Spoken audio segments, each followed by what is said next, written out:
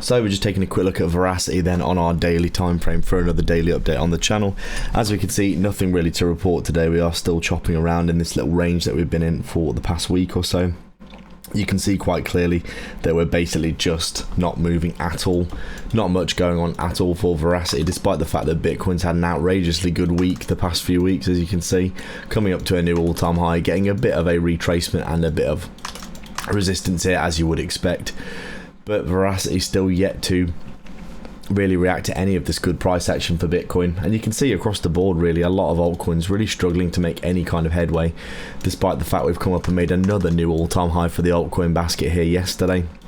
You can see, even though we are getting all this good bullish price action for Bitcoin, the altcoin basket, Ethereum heading up towards all-time highs, we're really struggling in general to have any kind of movement for altcoins in a big way, apart from the bigger altcoins like Solana, Ethereum. Bitcoin is also obviously not an altcoin, it's leading the market, but you can see a lot of altcoins here really struggling to get any kind of purchase or movement to the upside.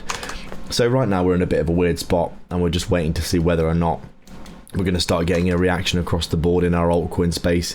You can see Verasity here got lots of good targets above. We've got this trend line with loads of liquidity above. I'm sure people piling into shorts here thinking Verasity is going to go lower, but considering how many times we've reswept this low, it would be more likely, in my opinion, that we're likely to have more liquidity above that we can go and target. You can see here we've got a very obvious trend line that we can come and sweep back up to the range high up here at that 1/5% area. I think we've got lots of liquidity above all these trend lines that we've formed here that we could definitely come up and sweep through for Verasity. I think it's just waiting for the altcoin season to start, and right now we are still waiting to see if we can get that real bounce to the upside for altcoins.